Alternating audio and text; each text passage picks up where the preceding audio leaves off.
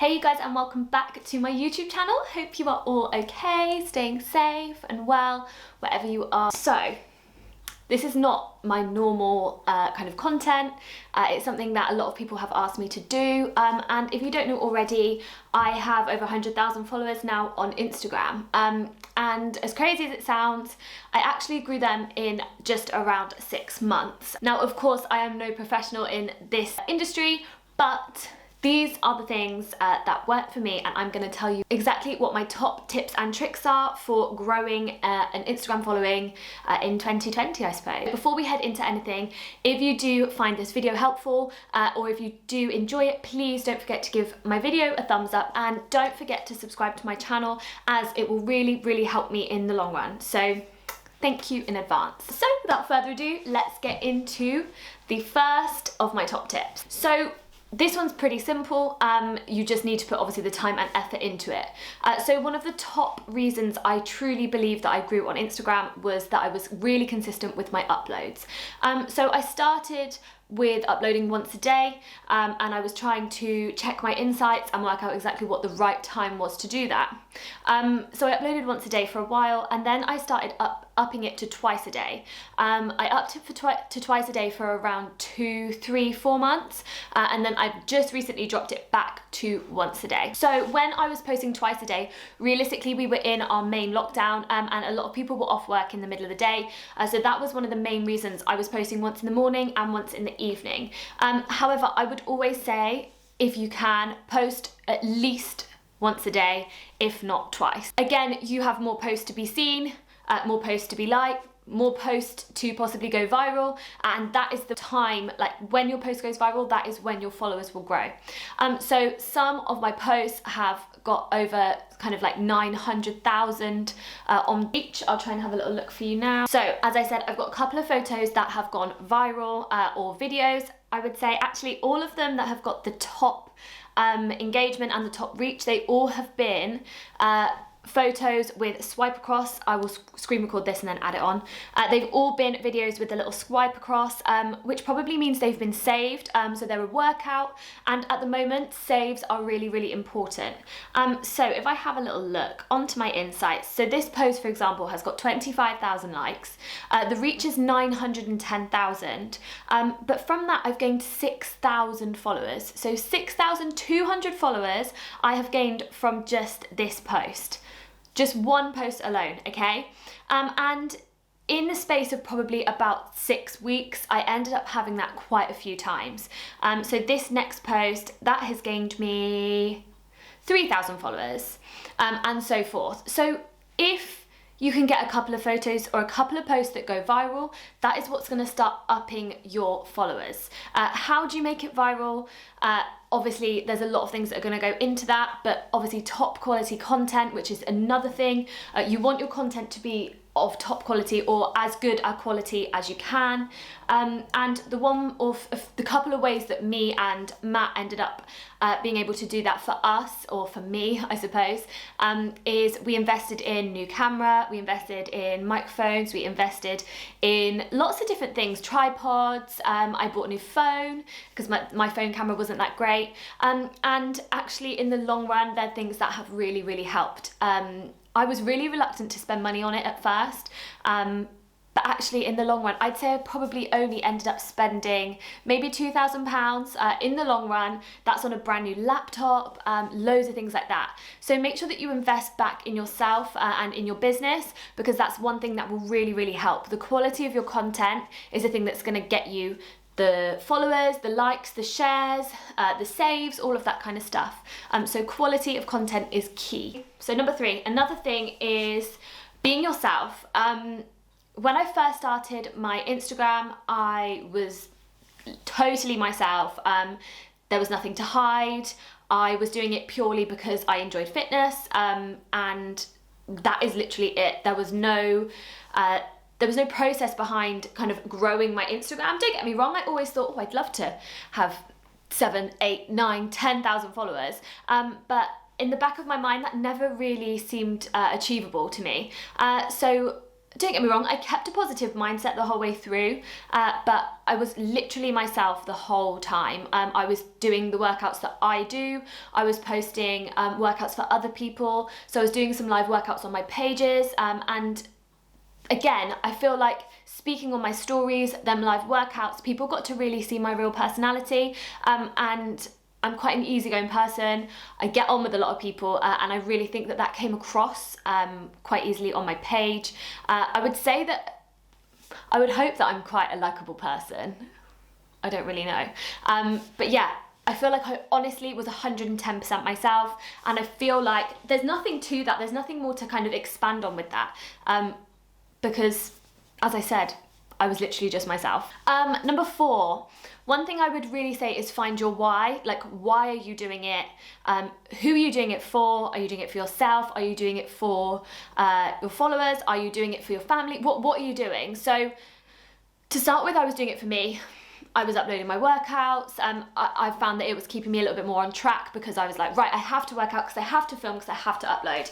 And realistically, it kept me a little bit more motivated. It kept my workouts a little bit more consistent.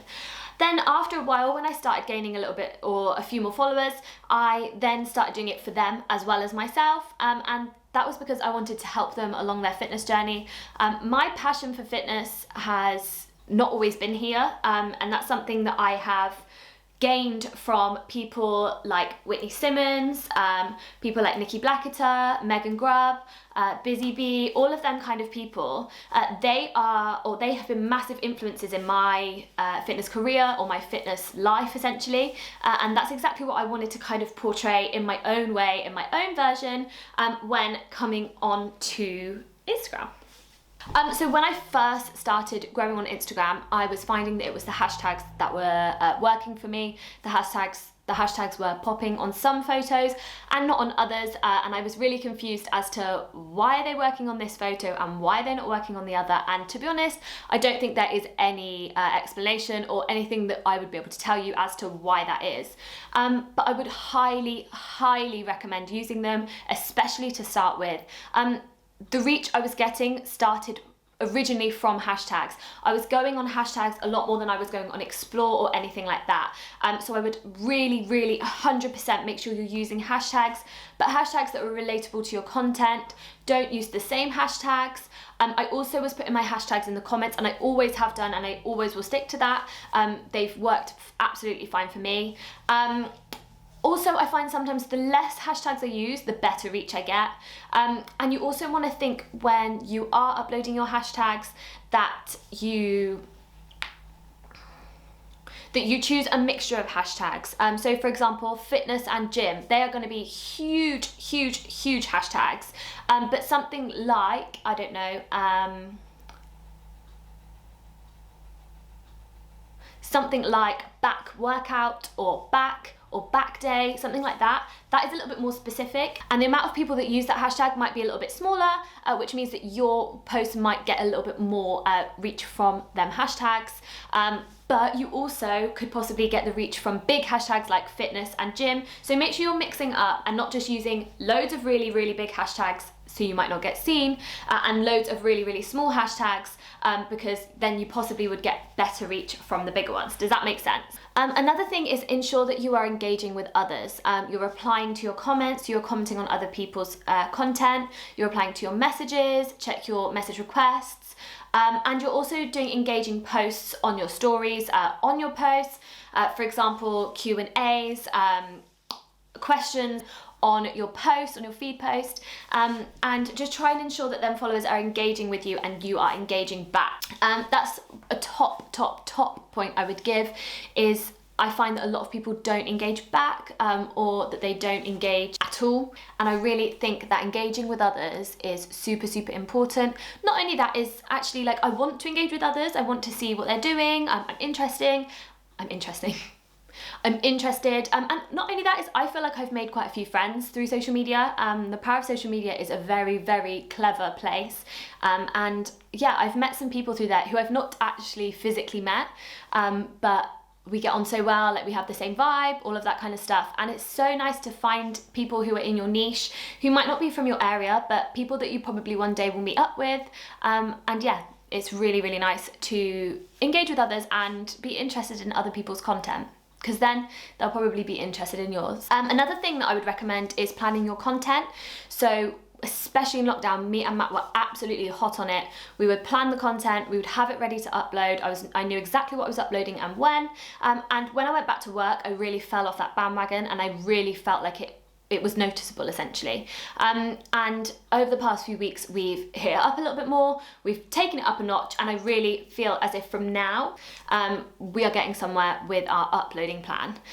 It just will keep you on track, it will keep you motivated, it will keep you less stressed, and also it then becomes less of a chore, essentially. Not that you should see it as a chore, but sometimes it is. Like, sometimes if you're not feeling 100%, or you don't particularly like the photo, or you don't particularly enjoy the video that you've done, you're a bit like, oh, do I even want to upload this? But having that already planned, click upload, and there you go. And to be honest, most of the time, the videos that I was not particularly happy with, or the photos that I was not really that keen on, are the ones that seem to do the best. So I don't know what is about that. Maybe I should try and take some photos that I don't really like. I don't know. And finally, a really, really important one, try not to stress about it. The more you stress, I think the more it will be shown on your page. So really try and relax, keep calm, enjoy the process. It might be a slow grow for you, and that's absolutely fine. Don't get me wrong, I worked hard, but I think I was really lucky and really fortunate to have essentially lockdown, and it really gave me the time to put the effort in with the content whilst I was growing. But also, another thing I want to say is I was growing really, really super fast for a few months, and then in the past month or so, it slowed down a little bit. And yeah, it is a little bit disheartening, or you sometimes think why, but actually try not to get overstressed about it. Things will come, everything happens for a reason, and if it's not your time right now, it will be your time at some point, so try not to stress. I never in a million years thought that I would ever have 100,000 followers on Instagram, so as I said, like, your time will come. I really hope you enjoyed watching this video, and I really, really hope that it helped you along your Instagram journey, along your fitness journey, whatever your journey is. But yeah, thank you so much for watching, and I will see you all again soon. Mwah.